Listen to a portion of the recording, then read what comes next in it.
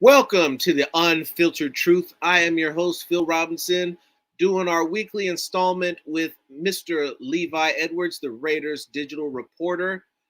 Flying solo today. Phil's got some practice that he's got to for his coaching assignments, and just going to get right into it. The Raiders 24-0 loss. We have the Jacksonville Jaguars coming up. All that and more on today's episode of the Unfiltered Truth. Let's get it cracking.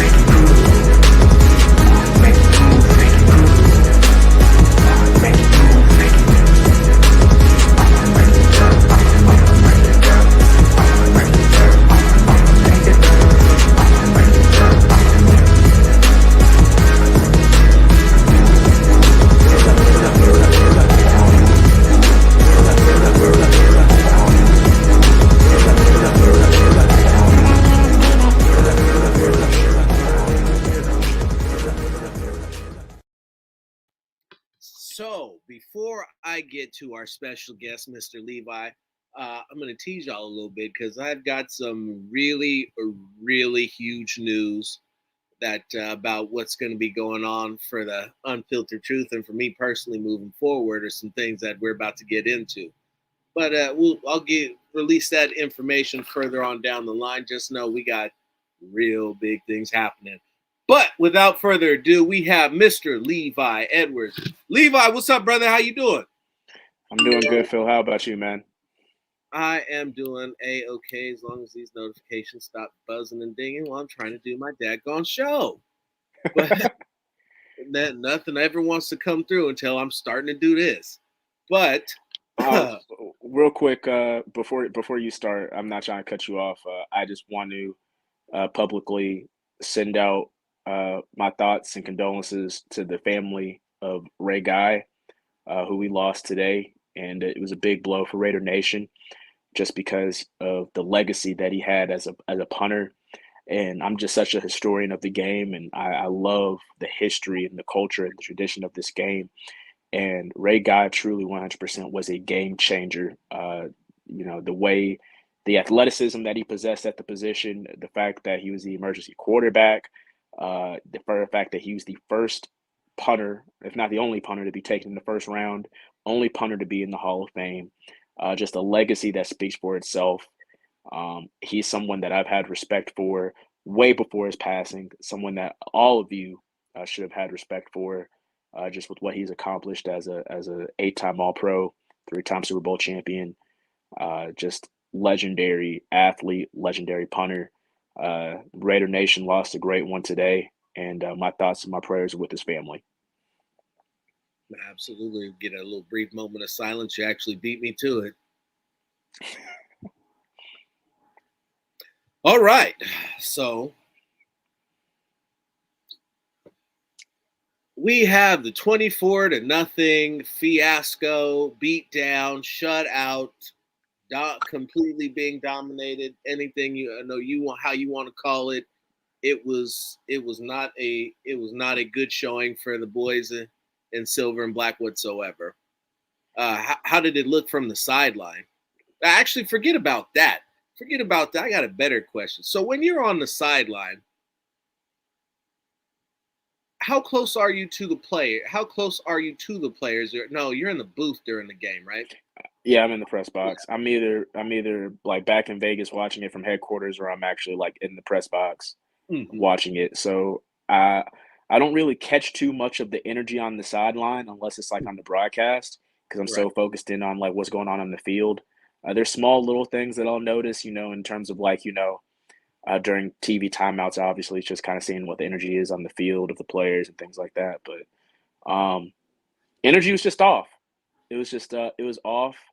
When it came down to it, sometimes it's just not your day, and it was just not the Raiders' day. They got outplayed, they got outmatched, just like you said, and even as even in the position that I am on with the Raiders organization, I believe that anyone in the locker room or anyone in the coaching staff would agree with me when I say that they got outplayed and they got outmatched and they came in with a lack of urgency. And kudos to the New Orleans Saints because that was they're in the same position that we are in with their record and things kind of trying to go down the rails. They're dealing with a lot of injuries. And so they came out and they just played with a sense of urgency in front of their home crowd that they needed to play with to win the game and dominate. Alvin Kamara, I have been, he's been on everybody's radar for a while, and I get to see him play in person in the Raiders' first home game at Allegiant in 2020, and he dominated that game as well. So I knew he would be a problem coming into this game, and I was right. Him and Taysom Hill ultimately was the factor behind the win. I would definitely say, along with the defense of the Saints.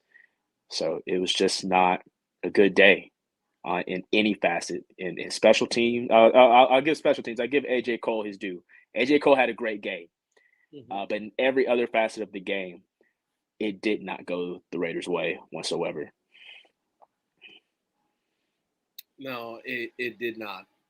And so I'd ask, was there something in particular that New Orleans did that was effective? Because I know I happened to go back and run the numbers on the pass protection, and the pass protection wasn't as bad as most in Raider Nation would like to say that it was.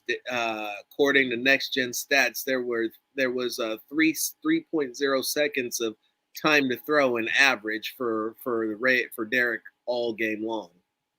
And I looked at the completed air yards, and he had only completed an average of 1.1 air yards per completion. And then the two passes, I think he threw two across the middle. One was intercepted, and the other one should have been as well. When it comes down to it, there's three factors behind it. One, the pass protection was decent. It wasn't amazing. Derek Carr still got sacked 3 times, but I believe that the offensive line gave him enough time to make plays.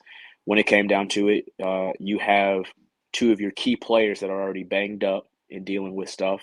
So, Darren Waller, he misses another game, and you don't find that out until, minutes before kickoff is about to start because of the fact that, he was a limited participant in practice. He's warming up. You think he's going to go, and he doesn't. So that kind of throws out your game plan when you plan for him to be there, and he's not. On top of that, Devontae Adams with the flu or whatever illness that he had. I think a lot of people are just, regularly seeing guys who are fighting with illnesses go out and have great games and, be legendary and iconic like Michael Jordan. But, do not be fooled. Everybody's not Michael Jordan. And you could definitely tell Devontae was feeling it a little bit. Just, he there's some catches that he didn't make that he would usually make. Derek didn't really look his way a lot on 5 targets. He had 1 catch for 3 yards, and that definitely is a problem right there. And Derek Carr mentioned this week that he has been dealing with a back injury that he did not shy away from. He was very honest about how it threw off his mechanics and the way that he threw the ball, and that he's been trying to nurse it. And he said he's feeling better this week, and we'll definitely see how that's going. So you add those three things in. Josh Jacobs, he did not have another dynamic, monstrous performance like we thought he would. But the Saints' run defense is really good, and we all knew that going into the game that the Saints' run defense was pretty good. So that was probably one of the less surprising things about how the game went. And of course, Josh, by the time the second half came around, they were so deep into a hole.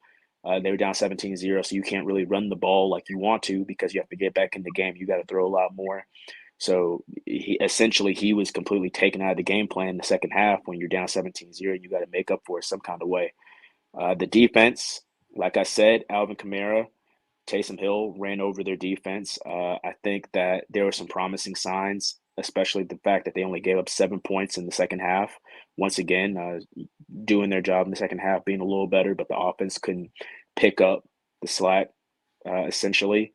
So there's just a lot of things that went wrong in a lot of different ways.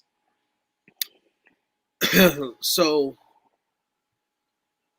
So let's talk about this defense for a minute. So what's going on with this defense? I know that they're still trying to get acclimated, but I know if you run the numbers and take and let's say you in the average game you take out the extremity, which would be the Kansas City Chiefs, and take off the touchdown on the scoop and score for Arizona. His defense is averaging about 23, in between 23 to 24 points per game, which is that would be middle of the pack. But how are they playing to you? I know that they've had a musical chairs of corners with guys that have gotten hurt come back, other guys gotten hurt come back, and then we get to the coverage from the linebackers, which has been not good since Jayon Brown hasn't been playing. If I had to describe the Raiders defense so far, with the exception of Max Crosby, I would say it's been inconsistent. And I'll even throw in Nate Hobbs there. Nate Hobbs is, but he's injured, so kind of have to leave him out. But I would say as a whole, this defense has just been inconsistent. There's times where they look like they could be top dogs and they make their adjustments. And I think that's the thing with the inconsistency when I see the Raiders defense. It's like they're just two different teams. Outside of the game against the Texans, I think that was their most complete performance as a defense. But when you look at their defense so far this season, it's either they play lights out and then they let their foot off the gas, or they get punched in the mouth and they have to respond. And that's been the problem for the Raiders defense so far. I don't think that they're a bad defense. They've shown glimpses of being a great or good defense. It's just that they have not been able to do that for 60 or even 55 minutes throughout the duration of a game this season. And so when they start to get into the mentality of punching the opponent in the mouth and then keeping your foot on the gas, then that's when these losses are going to turn into wins. And honestly, if you just, I mean, I truly do not think this is a bad defense. We've seen them play very well. They've shut out opponents in halves before, and even in that last game, you go down to 17-0 and you only give up 7 points in the second half. Uh, Definitely not a bad defense, just a very inconsistent defense, and they just need to find the recipe to be able to play together as a whole for a full 60 minutes without any let up. And of course, this is the NFL. Everyone is good in the NFL. People are going to score on you. It happens. Uh, you can't avoid that. It is what it is. So Raiders just have to do a better job of getting more three and outs, kind of getting the ball back to their offense a little more, and really just being more steady and consistent throughout the game. Because I really do like the adjustments that Patrick Graham makes throughout the game. I think that he does a good job of being able to, read things out and give his players assurance. Uh, that's the big word to me. So it's consistency. Okay, okay, because Or what's your thoughts? so the revolve it, I think about it and I ask myself that how many times has all starting 11 players been available for the Raiders on defense?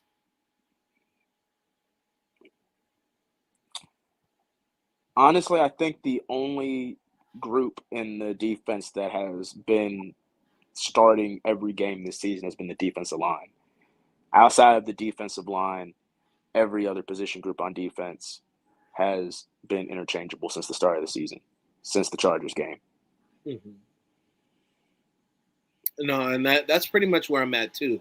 So when you're looking at how are they responding, they're doing it on the fly. They're doing it with guys who weren't expected to be the starters. You brought in a Blake Martinez. Uh, what are your thoughts on Mr. Martinez? I think Mr. Martinez, he's at the right places at the right times. He's just got to just be a little bit more fundamentally sound. Just and that's what's crazy is Blake Martinez. That's his bread and butter. Is he's a good tackler. That's what he's always been when he was in Green Bay, when he was in New York. I'm pretty sure he was like the co-tackle leader one year when he Hmm. was either in one of those two teams. New He's a York. good tackler. On it, and that's kind of been the big surprise to me is that, and I'm not going to just put it all on Mr. Martinez. The team as a whole has just have to do a better job of tackling. Outside of Nate Hobbs and Max Crosby, um, they've just have kind of, and I'll throw Rock Ya-Sin in there. Rock Ya-Sin is making his tackles, he's doing his thing, but just outside of those three guys, there's just been a very bad tackling issue, and that's something that fortunately can be cleaned up because it's fundamental. But it is definitely something that needs to be addressed. And I'm not going to throw all of that on Blake Martinez, but he's just the new part of a defensive problem that's been occurring the entire season. And you had said something with Key is that, and something I had noticed, which was baffling to me, is that he is always in the right place at the right time, but somehow I'm always watching the running back cut or whoever it is just run right around him and keep going. And he'll get, I mean, maybe he's getting there a half a second late, and because he's trying to stop and break down, that gives the offensive player a chance to go around him. But I've seen that happen with Diablo on the other side as well, and I think maybe, I don't know if they're just not getting out there fast enough, or I don't know, but I noticed, and crunching the numbers, a lot of where teams are attacking the Raiders defense is within the first 7 yards of the defense, which is pretty much the space that they give up in their cover three zone. And I don't know how you feel about blitzing for this, but the angle route on the Texas concept that Kamara scored, saw Denzel Perryman overplay the flat route, and when he cut back in, there was nothing across the middle to stop him. Right. And I believe that was on the one where he kind of like he like reached over into the end zone, right? Like with his arm. That one. No, no, he ran that one clear in, smooth in. The one he reached across the end zone, I think that was a run. That I believe so. Yeah, no, you're talking about the receiving one. Okay, yeah, I know exactly what you're talking about. Yeah, where he started out looking like he was hitting the slant in the corner, not the slant, but the flat route coming out of the shotgun, and then cut it back Yep. into a Okay, slant. I know exactly which Yeah. one. Yeah. Yeah, just needs to be better communicating. Just needs to, and that's another thing. It's just all fundamentals is, and something that Patrick Graham said in his presser this week is something that every defense of every level has to deal with. Is it's not a professional. It's a professional problem. It's a collegiate problem. It's a high school problem. It's a Pop Warner problem. Is fundamentals, Mhm. and it's kind of like even with weightlifting, if you will. You can lift all the heaviest weights and you can go in the gym and do whatever you want. You won't see any progress if you don't lift with the right form. You Right. will hurt yourself and you can, try to put up all the weight you want and, do whatever you want and be big and tough. But if you're not lifting with the right form, you're essentially not having any progress. And so definitely a very talented, very very smart Raiders defense. Just when I look at it, like I said, that word consistency and just small fundamental things that they can get better at. But I know that that's something that Patrick Graham is very tedious about, and I know that that's something that him, Antonio Pierce, and Oakham and Jason Simmons, all those guys on defense, Chris Ash, they need to really convey how important these simple fundamental things are, especially at professional level. Because when you're a professional, you have to go up against the best of the best, and you already have so much on your mind already in terms of game plan, and sometimes like little small things that are very minuscule uh, is what wins and loses games, as we've seen this season. Yeah, execution critical situations continues to plague them, and it's been something I've been harping on all season long so far, and will probably end up continuing to harp on until the end of the season is executing in critical situations. And they didn't execute in any situation against the Saints. So we don't even have to talk about critical for that. Um, let's say moving forward, you got the Jags. We saw the Jags in the preseason. They beat them. Uh, the Trayvon Walker gave Brandon Parker all he could handle and some. Now he's got an opportunity to be lined up against Jermaine Illuminor and or Thayer Munford. How do the Raiders beat the Jaguars? Just named it. They gotta do well against that front seven. This people don't understand how good this Jaguars defense is because of their record, but when you look at their team and you look at their front seven, they've got some boys up there because they got Josh Allen across uh across the line at the other linebacker position, along with Trayvon Walker, I believe. With their whole Mike and Sam thing that they do, rushing off the edge, and then you got Foy that they just got from the Jets, and he's been playing really well. They've got some other young draft picks and capital that they've been able to develop. Doug Peterson is a really good coach, as well as the defensive coordinator Mike Caldwell, who has some experience, with the Tampa Bay Buccaneers and the defenses that they were able to put together in recent memory. So, all in all, they have to move the ball on this defense. And I definitely think the Jaguars' offense is good as well. I believe, Trevor Lawrence is a young up and coming, young and up and coming quarterback. Mm-hmm. They've tried to give him some weapons. Travis Etienne, he's doing his thing this year. Um, Ultimately, I think the Raiders' defense will be able to handle what the Jaguars can do on offense. But if the Raiders come out and they perform on offense the same way they did against the Saints, against the Jaguars, it's going to be a long day. Because when I look at the Jaguars' defense, they have a very similar physical defense that the Saints have, just more on the younger side, Mm-hmm. when you just watch them on film. And they do a lot of different things. They got to get past that front seven. The Jaguars front seven, they might not be on the radar now, but if you watch the film and you look at who they have, give them a couple more years, and they could be pretty damn good. No, I figured as much that it was going to come down to that front seven and overcoming that. I felt like in the preseason game, the Raiders were able to impose their will by going directly at them, and I still feel the same way. I don't see any difference as to why they could not do that. I think that the Raiders really gave up on the run game too early against the Saints, and it was kind of taken out of their hands after the fake punt got turned into turned over and then a touchdown by uh, by the Saints. And so I think that they got to continue to go with it because a lot of what they did was predicated off the run. The play action doesn't really work as well when you've abandoned the run. Um, and the Jaguars are a really, really interesting team. Defensively, I like what they got up front, but I think my biggest concern where it's going to come down to is they got Zay Jones, they got Christian Kirk, they got a couple of other guys that I'm not overly worried about, but I think that right now Travis Etienne has come on and is doing things that he did at Clemson, and that's what scares me. And I know that Sunshine is still running around, scoring sneaks and doing what he can and getting stuff with his legs. And right now, that seems to be what the Raiders are really struggling with this secondary offense where they cover the initial play, but then the play breaks down.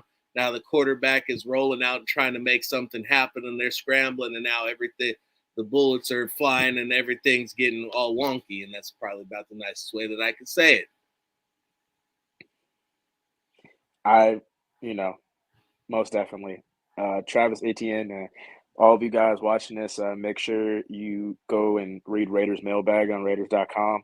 That was actually the number one question that was asked this week was how are we going to be able to stop Travis Etienne with the skill set that he has mirroring Alvin Kamara and what he did last week.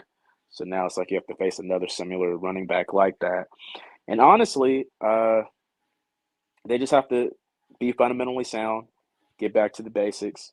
When you look at the you know the when you look at the season so far, the only two running backs that really like put in work against the Raiders have been like Derrick Henry and Alvin Kamara.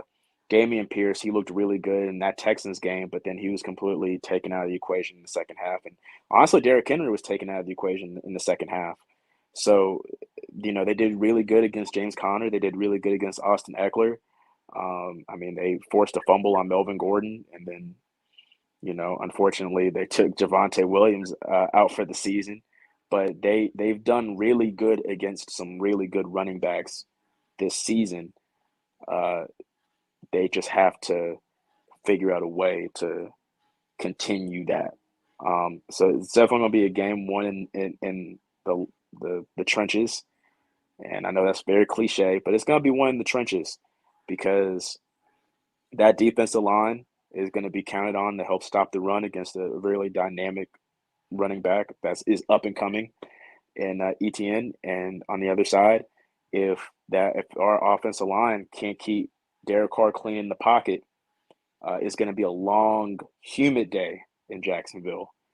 So I will not, no matter the record or whatever recent success they have or have not had, I'm not sleeping on the Jaguars.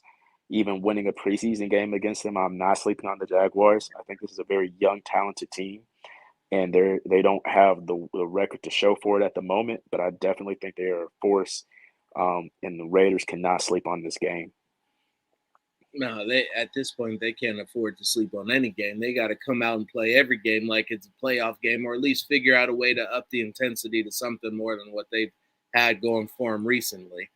Um, but we're gonna keep it on the Jags and moving forward.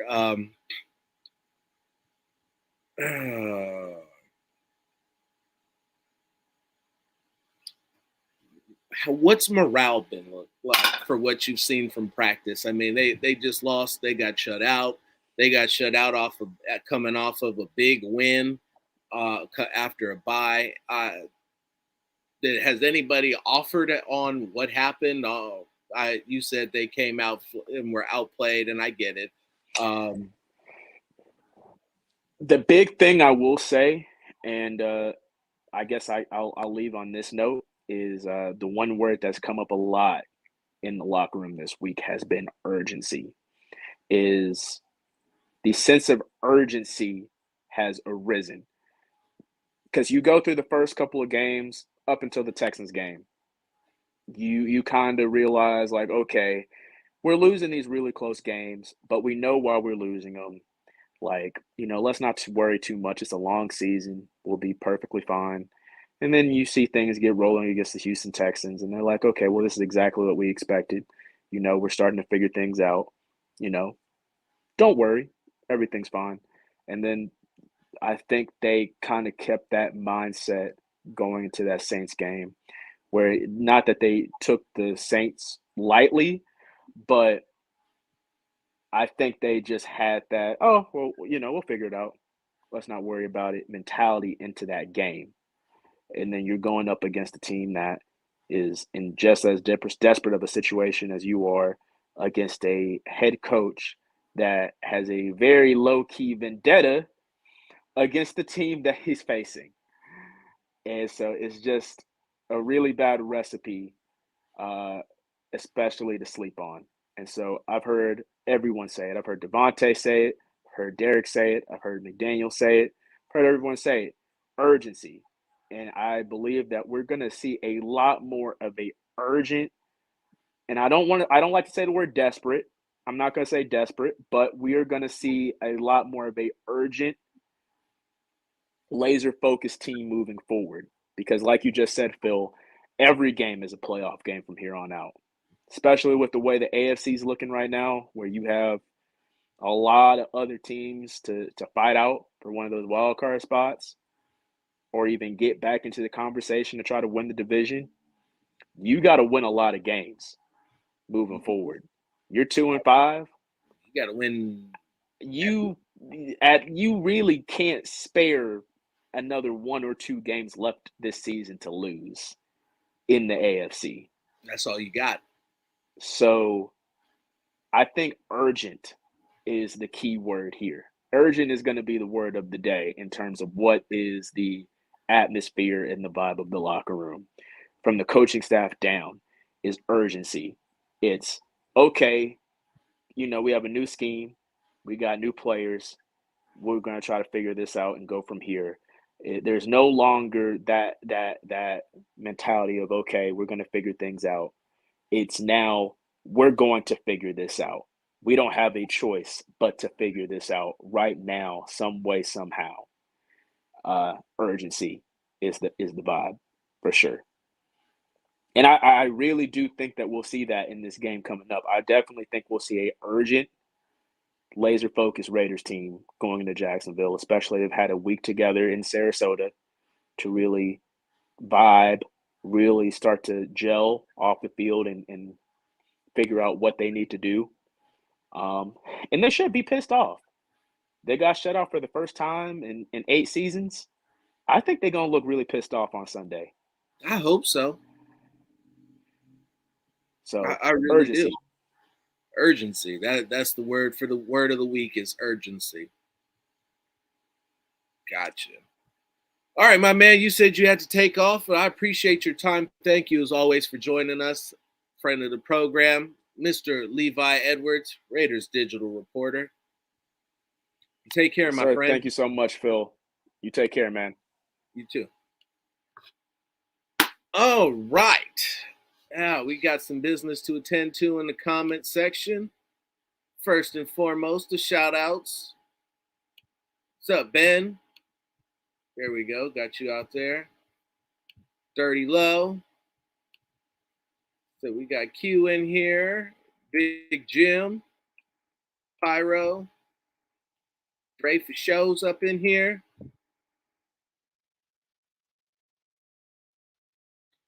I've seen Two Belt Tony. Alfredo. There's Big Jim. All right. Now I get into this. What did Two Belt Tone say? We'll answer it. I believe our linebackers are a half-second slower because they are overthinking plays in Bradley's system. Defensive players' reaction becomes simpler. Keep simple is better. Check this out. There is nothing simpler than man coverage. You see that guy in front of you? That's your guy. Don't let him get open. Too often, the guy that they're supposed to guard gets open. The angle route that I was talking with Levi about to Alvin Kamara with Denzel Perriman, it's inexcusable. You cannot have that. Now, without trying to make it sound funny, I've tortured people with that type of route and playing Madden just for that reason, because you can set it up so easily. You keep floating that running back out to the flat. Keep doing it. Keep doing it. Sooner or later, that linebacker is going to get tired of having to chase him out there, and he's going to cheat, and he's going to try to make a play. And as soon as you cut that back in, the quarterback will see it immediately.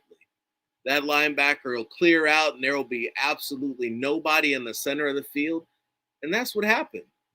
The linebacking coverage, and Levi's not going down anybody on the team. He works for him, but I will.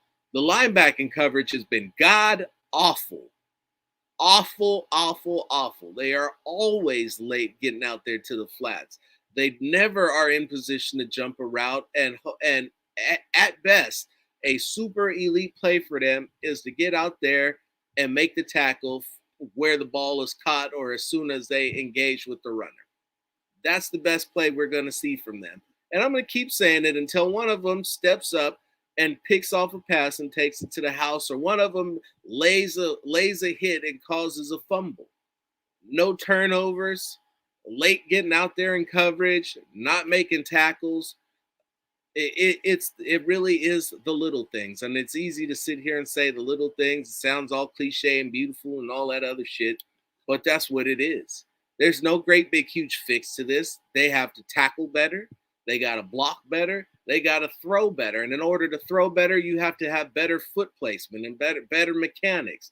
Said if Derek Carr's back is bothering him that badly that it's throwing off his mechanics, then he shouldn't be playing.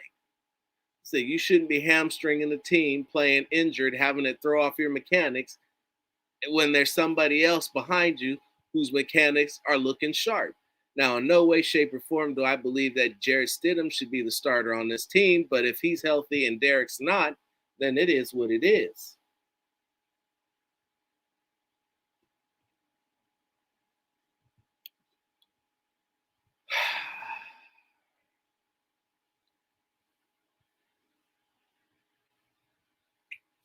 That's the schematic thing, Dundee.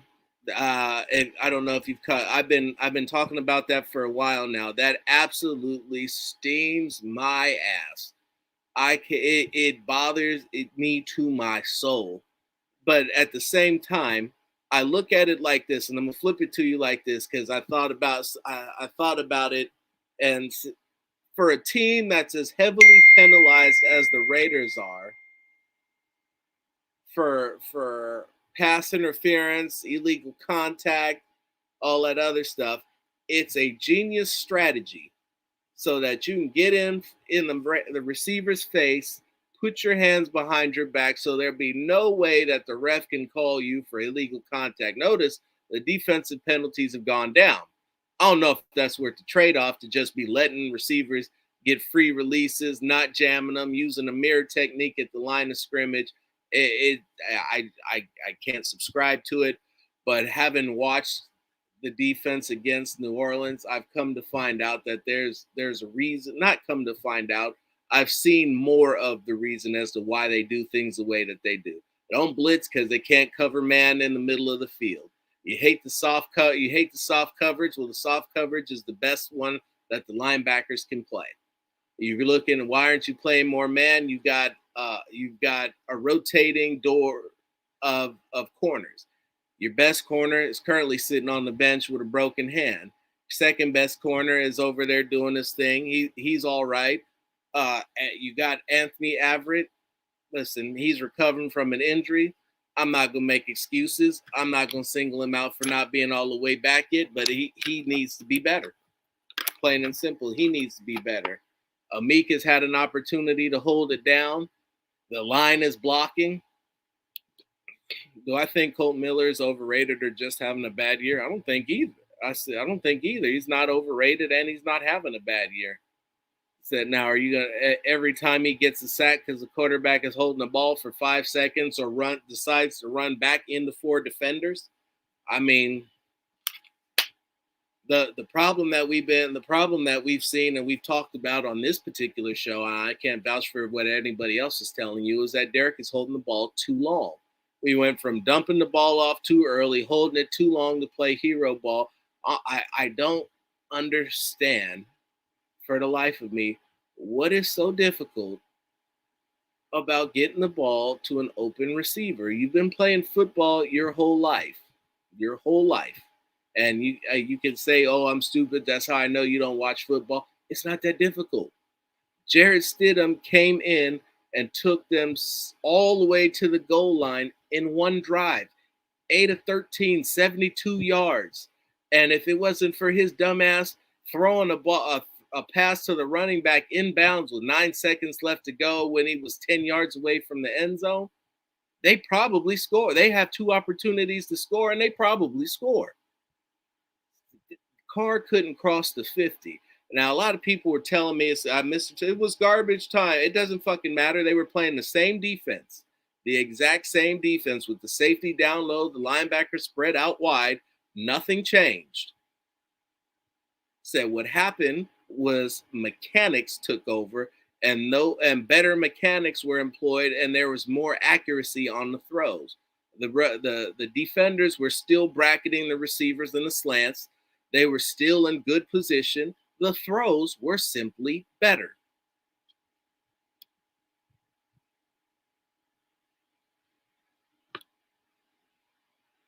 So the Saints were playing to preserve the shutout. You could say that it was garbage time. They were trying to finish it out and close the game and play what we all say is 60 minutes of football.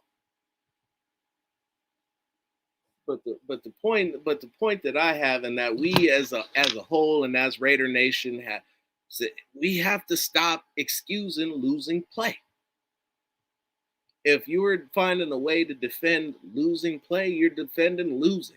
It's just win, baby. A commitment to excellence, not a commitment to getting to the playoffs as a wild card on a 4-win streak at the end of the season to just barely scrape in. It's blowing the doors off the rest of your division and getting the number 1 seed and cruising all the way to another ring. That's what it's supposed to be about.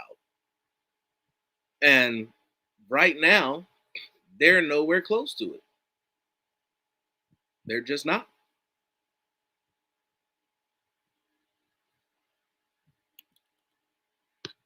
The refs got time. They do. But again, the Raiders got to play better. So you can't come out and just get the doors blown off you and just look completely inept and just continue to not produce. And this is the most frustrating part of all, is because they didn't get worse. I don't believe that they got worse for a second. I believe that it comes the same thing that I've said all season long. Comes down to execution, comes down to doing your job. It comes down to properly diagnosing the play. A lot of this pre-snap read stuff, if you haven't noticed, is not working. While some of it may work, it really hasn't worked in the last year and a half. What's happening is the defenses are showing something before the snap, switching to something else. It's not anything new, and it's something that Carr struggled with his entire career. And the team and Tyrann Mathieu was one of the starting safeties and was able to implement those defenses and bring those strategies over from Kansas City. And you saw the exact same thing happen over there that it would here. And something has to happen. Something has to happen. They got to click. You call it urgency. I take umbrage with that, because you're now 7 games into the season and suddenly we now have urgency. I'm pretty sure you should have had that at the start of the fucking season. That way you wouldn't be 2-5. That might have helped. Why are the Raiders scared to trade multiple first-round picks to move up the draft board to get a potential elite quarterback? It's a different regime, cuz.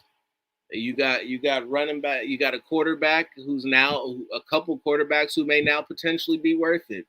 Right now, you're looking at a 2-horse race for the 2-horse with a third dark horse for the Heisman. You're looking at 3. You're looking at Bryce Young, Hendon Hooker, Caleb Williams can make a case. The other one who I would see would be your super dark horse would be Hyatt out of Tennessee, because what he's been doing at the wide receiver position is insane. I mean, it's week 8, week 9. They can't just fold up into a little ball and start crying about it now. There's still a lot of football left to be played. They're not out of it. They're not in it, not till they start winning some games, but they're not out of it either. So shrugging it off, you don't want to see it. You don't want to think about it. But at the same time, I don't want to see him wallow in self-pity, go into a cave, curl into a little ball, and start crying like bitches for the rest of the season. I don't want to see that. You don't want to see that. I would hope that they don't want to put that on the field. I don't see that happening. So I'll do him a solid. Son Joku put out a live, one of his little videos about how he saw that this whole thing is being set up for the future and that they're looking to go after their guy. Now, some of what he said was spot on. Some of it I thought was a bit of a conspiracy. I don't think that anybody's been setting up Derek to fail. I think that everything's been given to Derek, and he's not maximizing what he's been given. And if that's the case and it continues throughout the remainder of the season, then they need to do what they need to do. And they need to be able to move up, and they need to be able to get their guy. because every playbook in 2022 requires a QB that can escape the pocket and throw on the run. Carr does not fit this generation's of football. Listen, it is what it is. You are now looking at the age of the black quarterback in the NFL for almost for 100 years, 75 years. That was that was taboo. We couldn't have a black quarterback. Why? Because they do all of the things that they do right now, that's valued right now. They can escape the pocket, they run, they improvise, they got something going on once the play breaks down, and they're executing the plays that are called. If you can't do any of those things, you can't be successful, because if you can't make a free defender miss, you have a negative play. If you can't extend the play by running around, you don't score.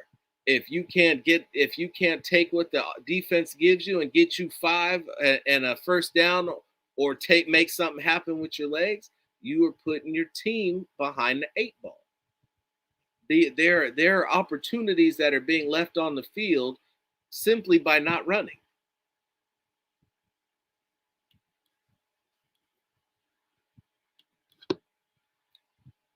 Hooker, Young, DTR, Rising. We'd really have to see a strong showing in the pro day and possibly at the combine from CJ Stroud for me to want to take a flyer on him.